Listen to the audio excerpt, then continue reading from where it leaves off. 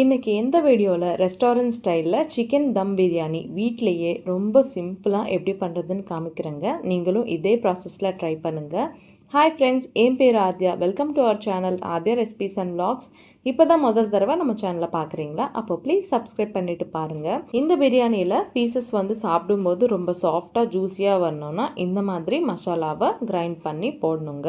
எப்படி பண்ணுறதுன்னு பார்த்துருக்கோம். பிரியாணிக்காக சிக்கன் பீசஸ் வந்து இந்த மாதிரி சைஸ் இருந்தால் நல்லாயிருக்கும். இது ஒரு 1.5 கிலோ வரைக்கும் இருக்குங்க. இது நல்லா வாஷ் பண்ணிவிட்டு பக்கத்தில் இருக்கட்டும். இப்போ ஒரு மிக்சி ஜாரில் கைப்பிடி புதினா இலைகள் கொத்தமல்லியை சேர்த்துட்டு ஒரு 5-6 பச்சை மிளகாவை சேர்த்துக்கணுங்க. சேர்த்துட்டு இதெல்லாம் கூட நல்லா ஃபைனாக கிரைண்ட் பண்ணிக்கணும். இந்த பேஸ்ட் வந்து சிக்கனில் மேரினேட் பண்ணப்போ யூஸ் பண்ணால் அப்படியே ரெஸ்டாரண்ட்டில் சாப்பிட்ட அந்த ஃப்ளேவர் எல்லாம் வருங்க.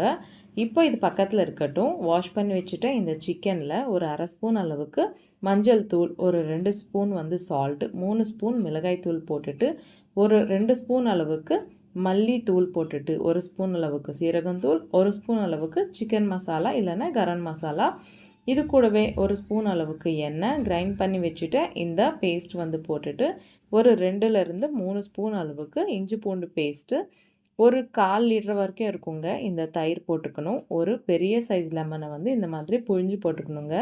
போட்டுட்டு இதெல்லாம் கூட நல்லா மிக்ஸ் பண்ணிக்கணும். மிக்ஸ் பண்ணிவிட்டு அட்லீஸ்ட் ஒரு 1 ஹவராவது இதை பக்கத்தில் வச்சுக்கோங்க. உங்களுக்கு நல்லா டைம் இருந்ததுன்னா ஓவர் நைட் கூட இது பண்ணிவிட்டு ஃப்ரிட்ஜில் வச்சுட்டா ரொம்ப ஜூஸியாக இருக்குங்க. இப்போ 1 ஹவர் ஃப்ரிட்ஜில் வச்சுக்கலாம். இது கூடவே இதை எப்போ மேரினேட் பண்ணமோ அப்போவே பாஸ்மதி ரைஸை கூட ஊற வச்சுக்கணும். இது கூட ஒரு 1 ஹவர் நல்லா ஊறிடுச்சுன்னா ரொம்ப ஈஸியாக பிரியாணி வந்து குக் ஆகிடுங்க. இதுக்காக 1.5 கிலோ சிக்கனுக்காக 1 கிலோ வந்து பாஸ்மதி ரைஸ் எடுத்துக்கிட்டேன் நான். நீங்கள் ஈக்குவல் குவான்டிட்டியில் கூட ரைஸு சிக்கன் எடுத்துக்கலாம். இதை கூட தண்ணியை சேர்த்துட்டு நல்லா வாஷ் பண்ணிவிட்டு தண்ணியை ஊற்றிட்டு ஊற வச்சுக்கலாம். இப்போ 1 மணி நேரத்துக்கு அப்புறம் காமிக்கிறேன். சிக்கன் பார்த்திங்களா நல்லா மேரினேட் ஆயிடுச்சு. இப்போது இந்த பிரியாணி ப்ராசஸ் வந்து ஸ்டார்ட் பண்ணிடலாங்க. இதுக்காக ஒரு 3 பெரிய வெங்காயத்தை இந்த மாதிரி ஸ்லைசஸாக பண்ணி பக்கத்தில் வச்சுக்கிட்டேன். இப்போ ஸ்டவ் மேலே பேனை வச்சுட்டு இதுலேயே ஒரு 7-8 ஸ்பூன் வந்து எண்ணெயை சேர்த்துக்கலாம். எண்ணெய் சூடான பிறகு ஸ்லைஸ் பண்ண இந்த வெங்காயம் பீசஸை போட்டுட்டு இந்த மாதிரி நல்லா ப்ரௌன் கலராக ஆகிற வரைக்கும் இந்த மாதிரி மிக்ஸ் பண்ணிக்கிட்டே நல்லா ஃப்ரை பண்ணிக்கணுங்க. இது வந்து ஃப்ரைட் ஆனியன்ஸ் பிரியாணியில் போடுவாங்கள்ல. இப்போ இதே எண்ணெயிலேயே ஒரு 2லேருந்து 3 ஸ்பூன் நெய்யை சேர்த்துக்கலாம். சேர்த்துட்டு ஒரு 4 வந்து கிராம்பு, ஒரு 2-3 பட்டை, ஒரு 2 ஸ்பூன் அளவுக்கு ஷாஹி ஜீரா சேர்த்துக்கிட்டு ஒரு வாட்டி மிக்ஸ் பண்ணிக்கலாம். இதுலேயே முன்னாடி மேரினேட் பண்ணி வச்சுட்ட இந்த சிக்கனை கூட சேர்த்துக்கலாங்க. இந்த சிக்கனில் தண்ணி எதுவுமே ஆட் பண்ண தேவையில்லை. நம்ம போட்ட இந்த தயிர், இந்த சிக்கனில் இருக்கிற தண்ணி இதே கரெக்டாக இருக்குங்க.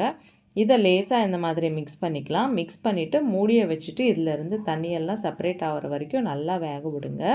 இப்போ ஒரு 5-10 நிமிஷம் ஆயிடுச்சு. மூடி எடுத்துட்டு இதிலையே முன்னாடி ஃப்ரை பண்ணி வச்சுட்ட இந்த வெங்காயத்தை போட்டுக்கலாம். இது கூடவே புதினா இலைகளை சேர்த்துட்டு ஒரு வாட்டி மிக்ஸ் பண்ணிக்கின்னு உப்பு ஏதாவது பத்தலைன்னா அட்ஜஸ்ட் பண்ணிக்கிட்டு மூடியை வச்சுட்டு இது கிரேவியாக ஆகிற வரைக்கும் நல்லா வேக விடுங்க.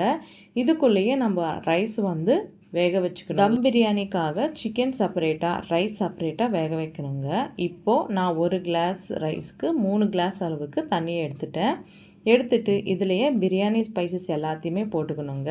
நம்ம பிரியாணி பண்ணும்போது எல்லாமே போட்டு நான் இந்த தண்ணியில் என்னென்ன போட்டனோ எல்லாத்தையுமே இந்த ஸ்க்ரீன் மேலே கொடுப்பேங்க. கண்டிப்பாக பாருங்கள். இதுலேயே 1 ஸ்பூன் அளவுக்கு நெய்யை சேர்த்துக்கலாம். புதினா கொத்தமல்லி இலைகளை சேர்த்துட்டு கொஞ்சம் உப்பை கூட சேர்த்துக்கலாங்க. சேர்த்துட்டு இப்போ அடுப்பு மேலே வச்சுட்டு நல்லா இந்த தண்ணி வந்து ஒரு 10 நிமிஷம் நல்லா கொதிக்கணும்.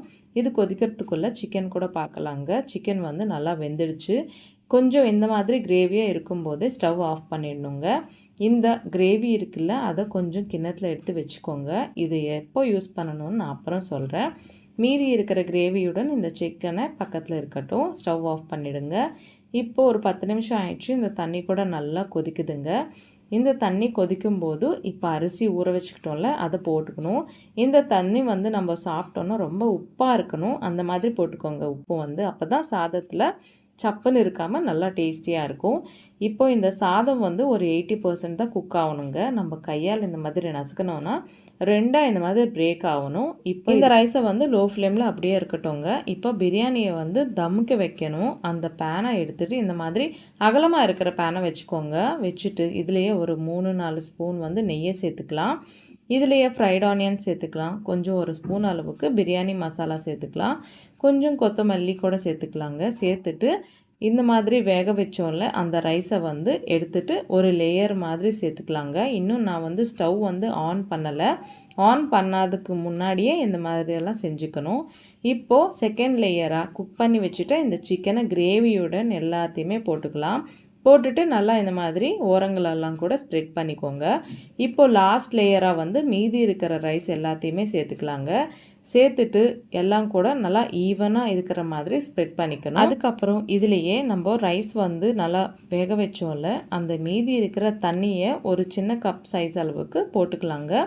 போட்டுட்டு மேலே ஒரு ஸ்பூன் அளவுக்கு கரம் மசாலாவை இந்த மாதிரி தூவிக்கோங்க. கொஞ்சம் கொத்தமல்லி புதினா இலைகளை சேர்த்துட்டு முன்னாடியே நம்ம கிரேவியை வந்து எடுத்து வச்சோம்ல அந்த கிரேவி கூட இந்த மாதிரி போட்டுக்கோங்க. லாஸ்ட்டில் ஒரு 2 ஸ்பூன் அளவுக்கு நெய், மீதி இருக்கிற ஃப்ரைட் ஆனியன்ஸ் எல்லாத்தையுமே போட்டு இப்போ ஒரு அலுமினியம் ஃபாயில் பேப்பரை இந்த மாதிரி வச்சுட்டு மேலே மூடியை வச்சுட்டு ஒரு 5 நிமிஷம் மீடியம் ஃப்ளேமில் 10 நிமிஷம் லோ ஃப்ளேம்லேயே நல்லா குக் பண்ணிக்கோங்க. இப்போ டோட்டலாக 15 நிமிஷம் ஆயிடுச்சுங்க. ஸ்டவ் ஆஃப் பண்ணிவிட்டு மூடி எடுக்காமல் இன்னொரு 10 நிமிஷம் ஸ்டவ் ஆஃப் பண்ணிவிட்டு அப்படியே விட்டுருங்க. அதுக்கப்புறம் மூடி எடுத்து பாருங்கள், சூப்பராக சிக்கன் தம் பிரியாணி வந்து ரெடி ஆகிடுங்க. சாதம் எல்லாமே உதிரியாக ரொம்ப நல்லா வரும். இதே ப்ராசஸில் நீங்களும் வீட்டில் ட்ரை பண்ணுங்கள். ரெஸ்டாரண்ட்டுக்கு போகவே மாட்டீங்க. அவ்வளோ டேஸ்டியாக இருக்குங்க இந்த சிக்கன் தம் பிரியாணி. சிக்கன் பீசஸ் கூட ரொம்ப ஜூஸியாக இருக்கும். அவ்வளோதாங்க. நீங்கள் கூட இந்த சிக்கன் தம் பிரியாணியை வீட்டில் ட்ரை பண்ணிவிட்டு எப்படி இருந்தது எனக்கு கமெண்ட்டில் சொல்ல மறந்துடாதீங்க. இந்த வீடியோ உங்களுக்கு பிடிச்சிருக்குன்னு நம்புகிறேன். பிடிச்சா கண்டிப்பாக லைக் பண்ணுங்கள், உங்கள் ஃப்ரெண்ட்ஸ் அண்ட் ஃபேமிலி கூட ஷேர் பண்ணுங்கள். இன்னும் நம்ம சேனலில் நிறைய நான்வெஜ் ரெசிபிஸ் எல்லாம் இருக்குது. அதோட லிங்க்ஸ் எல்லாம் டிஸ்கிரிப்ஷனில் கொடுக்குறேன், கண்டிப்பாக பாருங்கள். இன்னொரு ரெசிபியுடன் உங்களை சந்திக்கிறேன். அது வரைக்கும் சைனிங் ஆஃப் உங்கள் ஆத்யா. பாய் பாய்.